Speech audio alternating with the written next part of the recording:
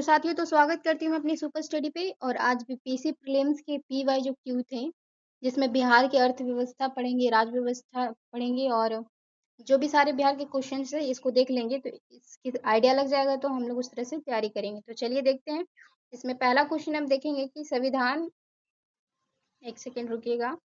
बोला गया कि संविधान के किस अनुच्छेद के तहत राज्य सरकार द्वारा प्राप्त सारी राशियों को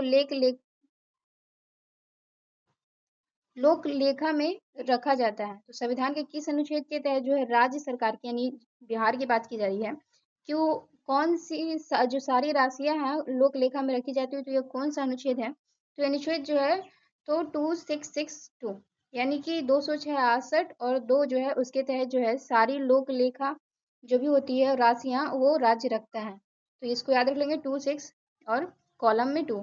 फिर नेक्स्ट क्वेश्चन में देखते हैं कि इस भारतीय संविधान के किस अनुच्छेद के तहत राज्यों को केंद्र सरकार द्वारा उद्ग्रहित और संग्रहित कर में हिस्सा प्राप्त होता है। तो राज्य को जो है भारत सरकार का जो भी केंद्र से होता है वो राज्य को भी दिया जाता है। तो किस अनुच्छेद में है? तो इसका आंसर बी होगा, 270 अनुच्छेद में। आगे बढ़ते हैं। भारतीय संविधान, तीसरा क्वेश्चन में कि भारतीय संविधान के किस अनुच्छेद के तहत राज्यों को केंद्र से सहायता अनुदान प्राप्त होगा? तो ये जो है केंद्र से राज्यों को सहायता अनुदान प्राप्त होगा वो अनुच्छेद 275। याद रख लेंगे, अनुच्छेद 275 के तहत जो है केंद्र से राज्य को सहायता प्राप्त होगा। आगे बढ़ते हैं। इस क्वेश्चन को देखेंगे 4 नंबर में कि भारतीय संविधान के छठे भाग के अनुच्छेद 153 से 162 तक किससे संबंधित है?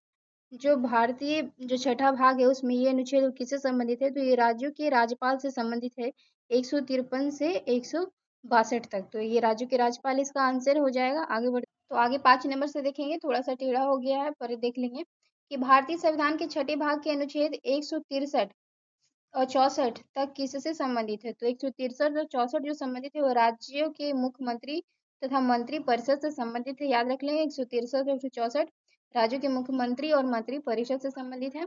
आगे देखते हैं छठे नंबर क्वेश्चन में। माफी चाहूंगी ऐसे हो जा रहा है।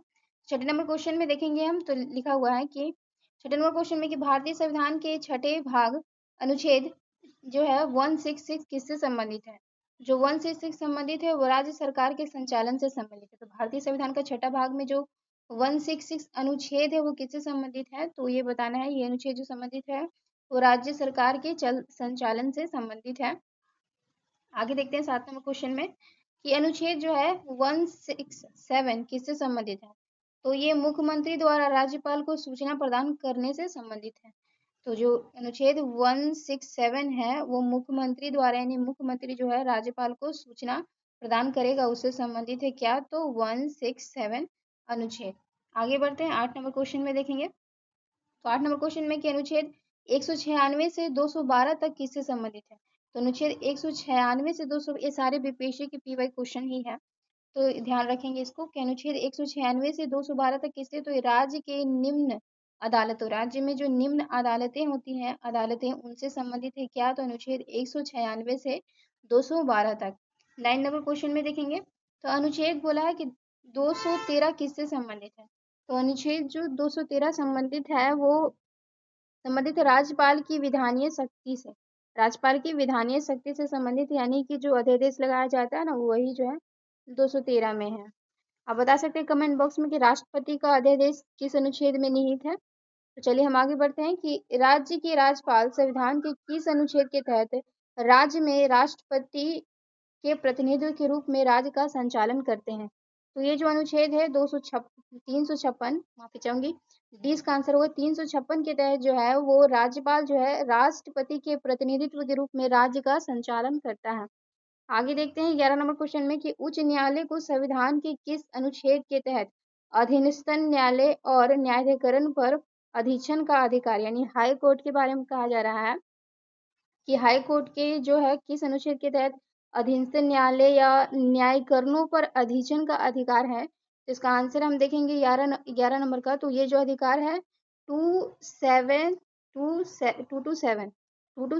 जो है 227 जो अनुच्छेद है उससे जो है हाई कोर्ट जो है वो नीचतम न्यायालय के या उनके न्यायकरण के अधिकार क्षेत्र से संबंधित है। तो ये इसका आंसर होगा 227।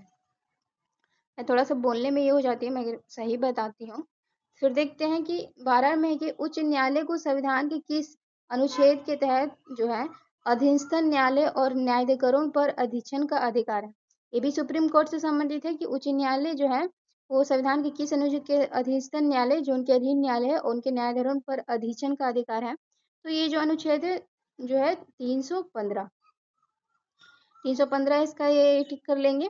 आगे देखते हैं, बिहार की अर्थव्यवस्था और बैंकिंग अब आ गई है। तो देखते हैं कि जॉब चार्नोक ने 1770 में पहला आधुनिक बैंक कहाँ स्थापित किया था। तो ये पटना में स्थापित किया था, आंसर इसका सी होगा। फिर बोला कि बिहार में सर्वाधिक शाखा किस बैंक की है। तो भारतीय स्टेट बैंक की यानी कि एसबीआई की शाखा जो है सर्वाधिक है। आगे देखते हैं कि बिहार में कितने ग्रामीण बैंक हैं। ये तो 3 है, तो आपको पता होगा कि अभी ग्रामीण बैंकों को मर्ज कर दिया गया है, तो इसलिए 3 नहीं लगाएंगे, एक ही होगा इसका। आगे देखते हैं, जो दक्षिणी उत्तरी और दक्षिणी बिहार का बैंक था उनको मर्ज कर दिया गया। अच्छा, नेक्स्ट क्वेश्चन देखते हैं कि उत्तरी भारत में क्षेत्रीय ग्रामीण बैंक का प्रतिशत कितना है।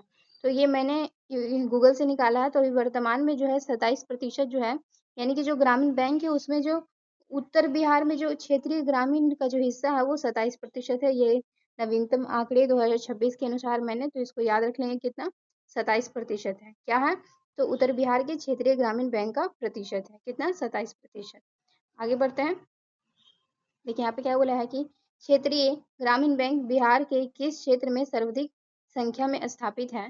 तो ये जो है उत्तर बिहार में जो है सर्वाधिक संख्या है ग्रामीण बैंकों की, वो कहने का मतलब है। फिर देखते हैं कि 18 नंबर पे क्षेत्रीय ग्रामीण बैंक किस अधिनियम के तहत अस्तित्व में आया था। तो ये जो क्षेत्रीय ग्रामीण बैंक आया था इसका आंसर सी होगा। क्षेत्रीय ग्रामीण बैंक अधिनियम 1976 से जो है वो आया था अस्तित्व में, 1976 याद रख लेंगे। आगे बढ़ते हैं, क्वेश्चन देखेंगे। 19 नंबर क्वेश्चन में हम देखने वाले हैं। तो देखते हैं 19 नंबर सारा PYQ क्वेश्चन है और इसको मैंने रिफॉर्म कर दिया है, कुछ आंकड़े हैं। तो अगर किस बैंकिंग नियमन अधिनियम द्वारा भारतीय साहूकारों सरफरों को अपने फार्म के नाम के साथ बैंक, बैंकर, बैंकी आदि प्रयुक्त करने की मनाही कर दी गई है। ये बैंक का रूल है। तो बैंकिंग नियमन है यानी रेगुलेशन अधिनियम की धारा 7(1) और 7(2) के तहत ऐसा किया गया है, मनाही कर दी गई है। आगे बढ़ते हैं, आगे हम देखते हैं 20 नंबर क्वेश्चन में थोड़ा गड़बड़ हो जाएगा तो मुझे माफ कीजिएगा। तो 20 नंबर क्वेश्चन देखने की, किसान क्रेडिट कार्ड किस वर्ष शुरू किया गया था। तो ये 1989 से 1999 में। तो याद रख लेंगे 1998 से 1999 तक। मैं इंग्लिश से अच्छा हिंदी बोल लेती हूँ क्योंकि हिंदी में हमेशा याद रखती हूँ। समेकित बाल विकास योजना का शुभारंभ बिहार में कब किया गया था। तो 1995 में जो है समेकित बाल जो विकास योजना आया था 1995 में। आगे बढ़ते हैं कि राजीव गांधी किशोरी सबलीकरण योजना 2010 में, इसको याद नहीं करना है, जो नई योजना है उसको मैं आपको पढ़ाऊंगी। तो नई राष्ट्रीय स्वास्थ्य नीति किस वर्ष बनाई गई थी बिहार में। तो 2002 में जो है नई राष्ट्रीय स्वास्थ्य नीति 2002, नई राष्ट्रीय स्वास्थ्य नीति 2002। उल्टा भी पढ़ देती हूँ तो दोबारा पढ़ देती हूँ तो इससे याद हो जाता है। बिहार में कितने स्तरीय लोक स्वास्थ्य अधिसंरचनाएं विकसित की गई है। तो त्रिस्तरीय यहाँ पे लोक स्वास्थ्य अधिसंरचनाएं हैं। आगे बढ़ते हैं, तो अब बारी है 25 नंबर से। तो देखते जाएंगे कि बिहार के किस जिले में सर्वाधिक स्वास्थ्य संस्था है। तो बिहार के किस जिले में सर्वाधिक स्वास्थ्य संस्था है। तो मुजफ्फरपुर में है। फिर नेक्स्ट क्वेश्चन में देखते हैं कि बिहार के किस 26 में बिहार के किस जिले में सबसे कम स्वास्थ्य संस्था है। तो शिवहर में जो है सबसे कम स्वास्थ्य संस्था है। फिर आगे देखते हैं कि बिहार में बीमारी का सबसे बड़ा कारण क्या है। तो यहाँ पे श्वसन तंत्र का तीव्र संक्रमण है। बिहार में श्वसन तंत्र का तीव्र संक्रमण है। आगे देखते हैं, अशोधित जन्म दर के मामले में बिहार के कौन से जिले का प्रदर्शन सर्वोपरि रहा है। तो ये पटना जिले का जो है प्रदर्शन सर्वोपरि रहा है। किसमें, तो अशोधित जन्म दर के मामले में पटना जिले का प्रदर्शन सर्वोपरि रहा। फिर देखते हैं कि बिहार में प्राथमिक स्वास्थ्य केंद्रों की संख्या कितनी है। तो मैंने वर्तमान आंकड़े निकाले हैं। तो 1899 जो है प्राथमिक स्वास्थ्य केंद्रों की संख्या है। तो ये 1899, इसको याद रखेंगे, प्राथमिक केंद्र स्वास्थ्य जो है ना उसकी संख्या 1899। फिर आगे देखते हैं, तो ये बताया गया है कि बिहार में अतिरिक्त प्राथमिक स्वास्थ्य केंद्रों की संख्या कितनी है? तो इसको भी मैंने गूगल से देखा है। तो बिहार में जो अतिरिक्त प्राथमिक स्वास्थ्य केंद्रों की संख्या है वो कितनी है? तो पहले थी 1399, अब कितनी हो गई है? तो 1405 हो गई है। अतिरिक्त प्राथमिक स्वास्थ्य केंद्र है। कितना? तो 1405 5 याद रख लेंगे या 1399। फिर बिहार में स्वास्थ्य उप केंद्रों की संख्या कितनी है? तो 2026 का जो सर्वेक्षण हुआ है 25-26, उसमें 3200 जो है उप स्वास्थ्य केंद्र हैं। ये मैंने निकाला है। तो 3200 उप स्वास्थ्य केंद्र है, इसको लिख लेंगे। आगे बढ़ते हैं। बिहार में जिला अस्पतालों की संख्या कितनी है? तो 38 है। नवीनतम आंकड़ों के अनुसार जो है मैंने ये लिखा है, तो 38 है। और 31 जो जिले हैं, 31 जिलों में जो मॉडल अस्पताल है, क्या है? 31 जिलों में मॉडल अस्पताल है। ये 2026 के आंकड़े के अनुसार बता रही है।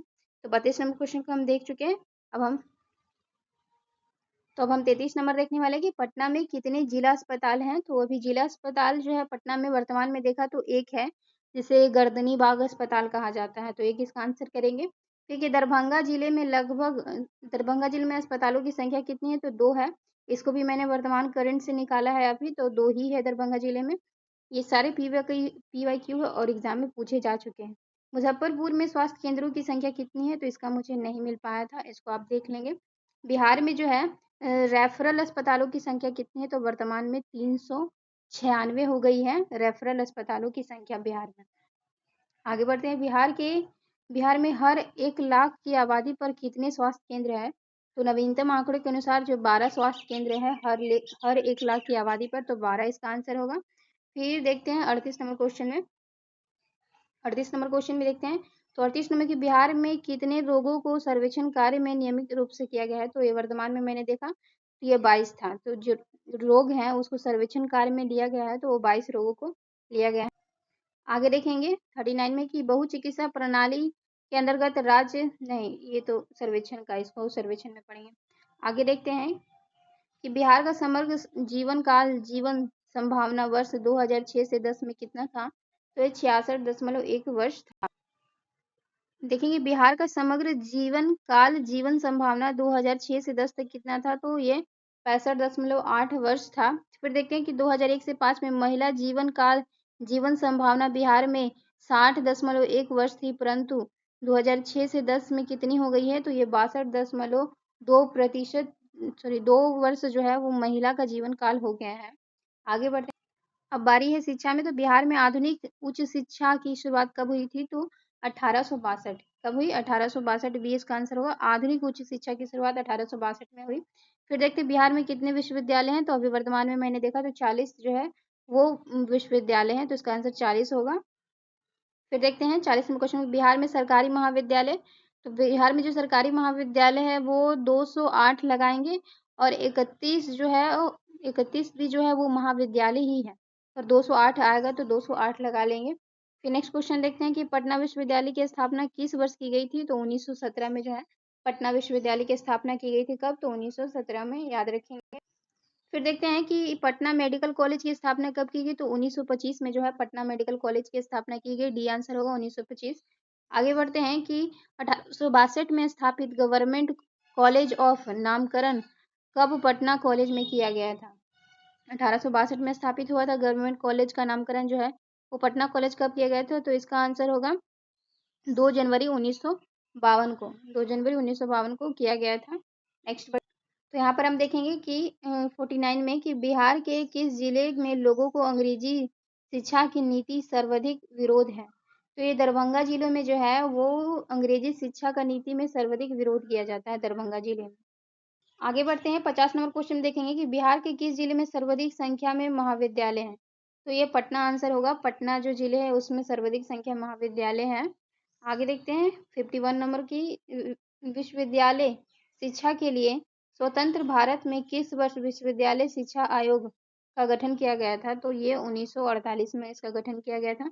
फिर देखते हैं कि यूनिवर्सिटी ऑफ नालंदा के प्रथम कुलपति कौन थे? तो ये गोपा सभरवाल थे। गोपा सभरवाल। बिहार का जो सबसे पुराना कृषि विश्वविद्यालय था वो समस्तीपुर पूसा में था, सबसे पुराना कृषि विश्वविद्यालय।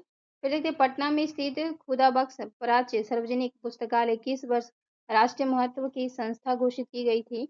तो ये जो है वो 1969 यानी कि 1969 में जो है वो राष्ट्रीय महत्व की संस्था घोषित की गई थी पटना में स्थित खुदा बख्श पारसी सार्वजनिक पुस्तकालय। आगे बढ़ते हैं कि खुदा बख्श ओरिएंटल पुस्तकालय की स्थापना पटना में किस वर्ष की गई? तो 1891 में जो है वो खुदा बख्श ओरिएंटल पुस्तकालय की स्थापना पटना में की गई 1891 में।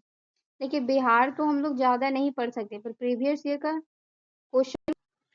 के क्वेश्चन को देखकर हम लोग पता लगा सकते हैं कि कोई कैसा क्वेश्चन आया हुआ। तो देखेंगे 56 वाला, तो पटना में किस वर्ष गवर्नमेंट कॉलेज स्थापित किया गया था? तो 1862 में जो है पटना में गवर्नमेंट कॉलेज स्थापित किया गया था। फिर देखते हैं पटना में किस वर्ष अंग्रेजी शिक्षा के लिए स्कूल स्थापित किया गया था? तो 1835 में जो है अंग्रेजी शिक्षण के लिए स्कूल स्थापित किया गया था।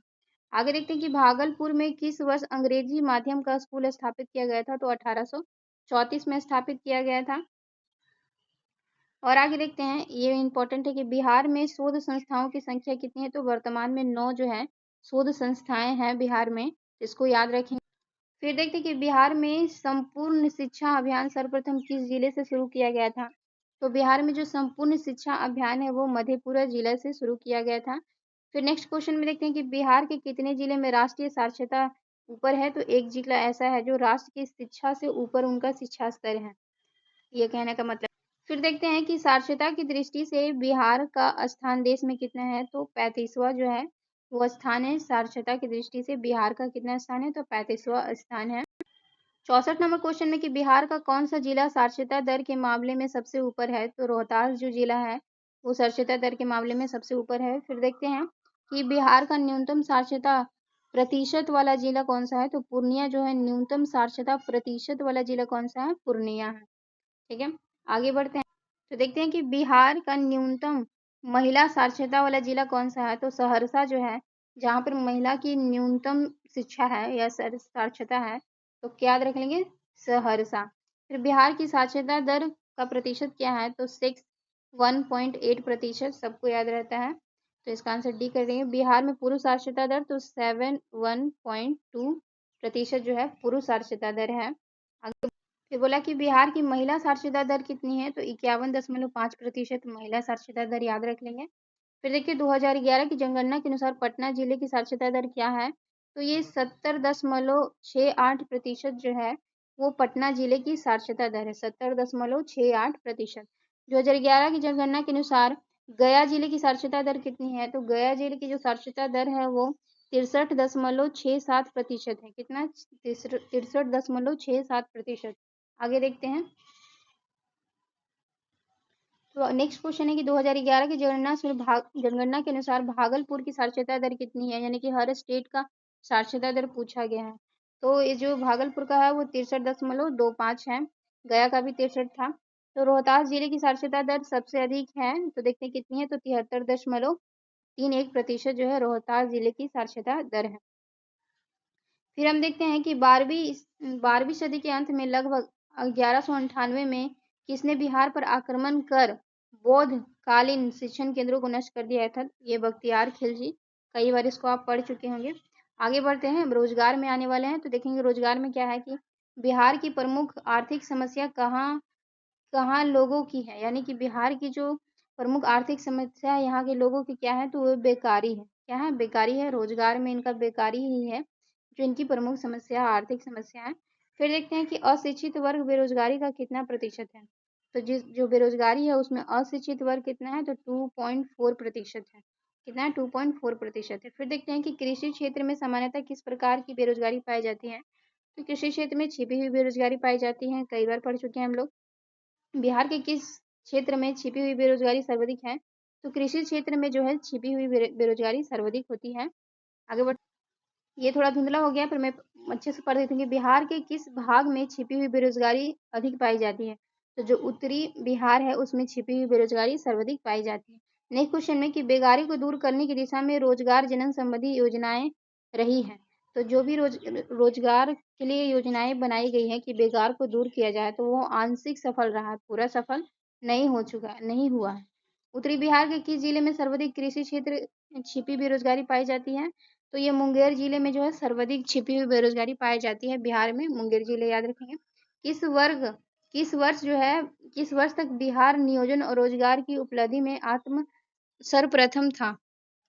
तो उस 1956 में जो है वो रोजगार में और नियोजन में सर्वप्रथम था बिहार। कब? 1956 में। नियोजन नियोजन और रोजगार की उपलब्धि में बिहार का स्थान निम्न में से अंतिम है। आगे बढ़ते हैं तो देखते हैं कि बिहार के किस जिले में कृषि क्षेत्र में छुपी हुई बेरोजगारी का प्रतिशत जो है वो अधिक है? इतना है, तो मुजफ्फरपुर में है। ये बोला कि बिहार में कितने प्रतिशत कामगार बेरोजगार हैं? तो बिहार में जो कामगार बेरोजगार हैं वो 8.3% कामगार जो हैं वो बेरोजगार हैं।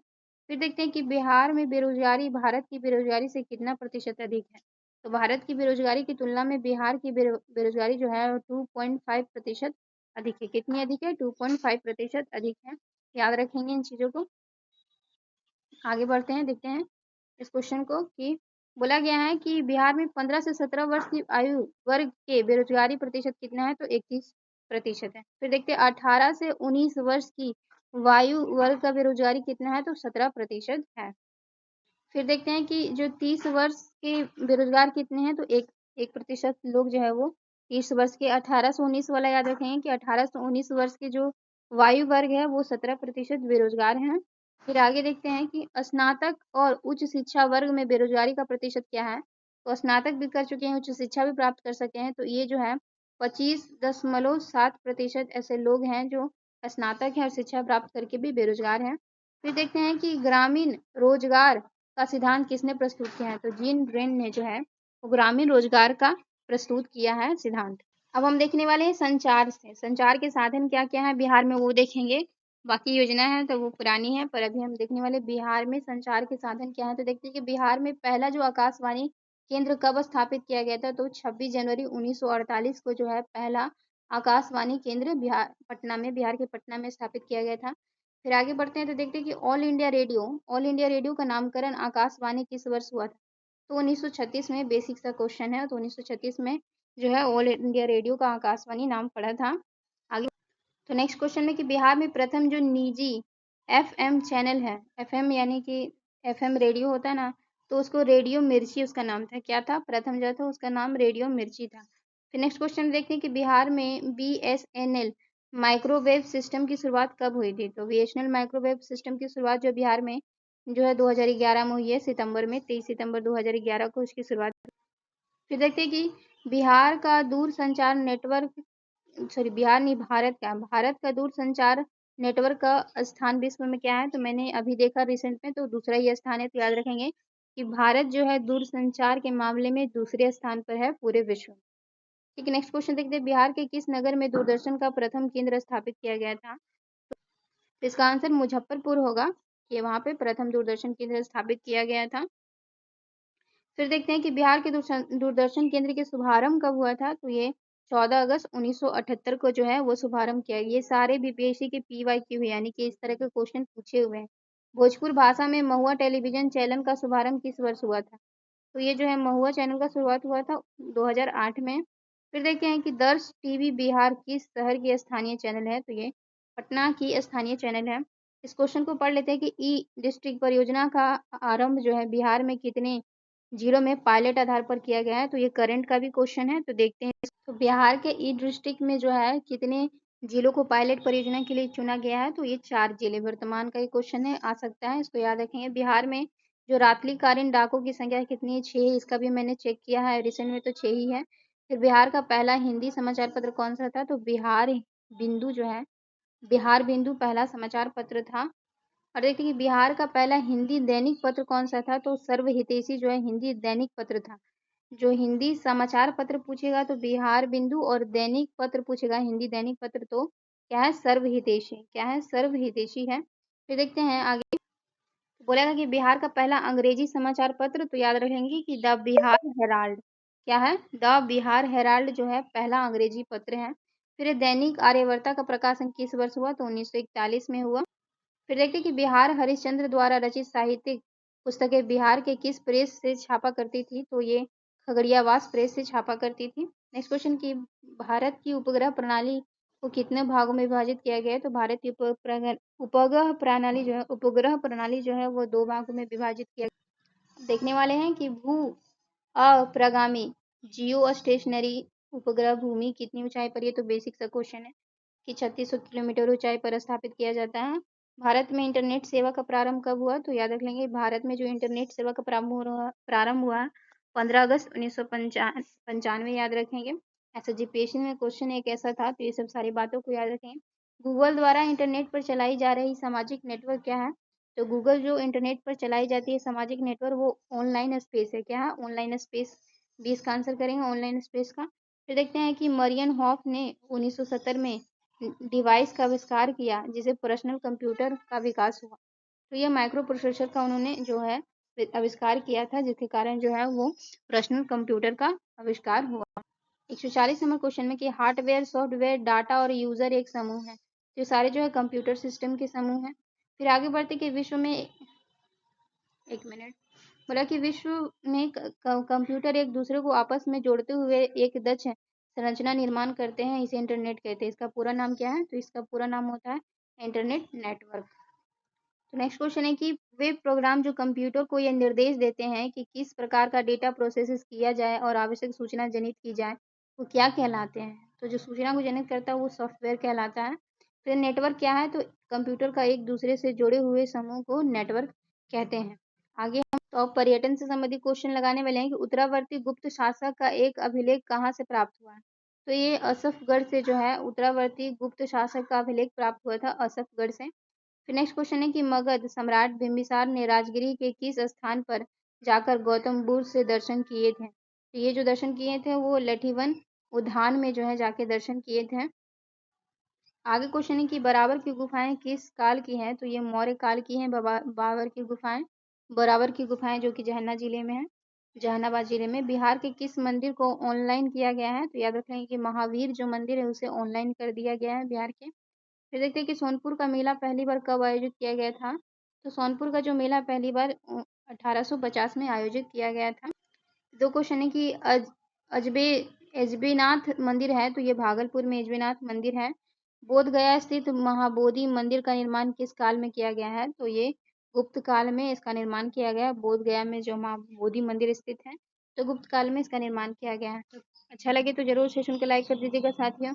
और भी मैं अच्छा तरह से देने वाली हूँ, थोड़ा सा मेरा मेंस का 10 दिन का क्लास है, मैं बीपीएससी मेंस का लिख रही हूँ अभी। तो 10 दिन बीतने के बाद मैं आपको पीटी का पूरा तैयारी करवा दूंगी कि इससे एग्ज़ाम निकल जाए। तो ज़रूर चैनल को सब्सक्राइब कर लीजिए और जुड़े रहिए, बहुत कुछ मिलने वाला है जो आपकी एग्ज़ाम में हेल्प करेगा। थैंक यू साथियों।